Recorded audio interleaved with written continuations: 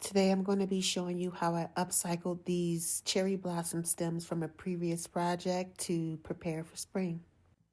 I don't have to find an aesthetic, I am an aesthetic. I mean, I'm sure there's somebody out here right now who's going into Pinterest trying to type up all these adjectives to describe me. So now that the holidays are over and the Christmas trees are down, I couldn't wait to just unpack my previous flowers and do some projects with it. So once upon a time, I created a video on here, which was one of its kind of me building a cherry blossom tree. It was a project that I wanted to do, and I actually could not find any details on how to do one. So I actually built it myself, and in the process decided to film it, and it really blew up because it really was the first one on here to show how to do it. Well, long story short, that tree, I kind of outgrew it. I couldn't find the space for it consistently because I constantly upgrade and buy things for my house. So I eventually broke it down and put it away. And from time to time, I whip out the stems to do little creative projects like this one.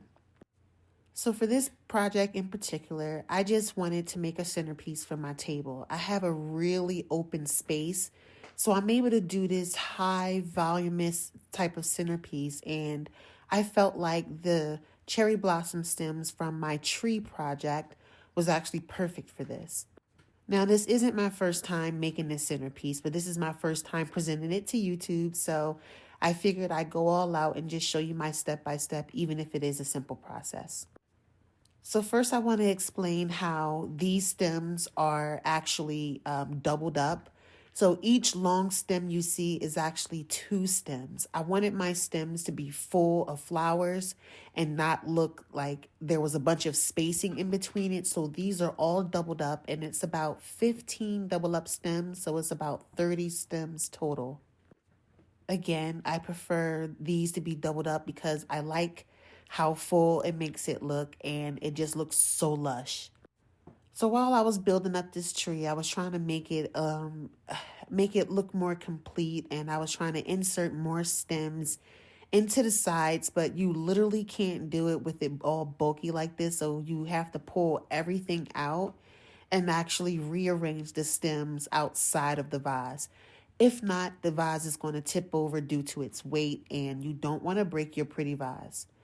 I do suggest using a long, tall, slim vase, as this will hold it well. You can use a wide vase. I mean, that definitely will work as well, but being as though this is going to be the centerpiece on my long table, I needed it to be a little bit thin and just enough so that it wasn't overpowering everything.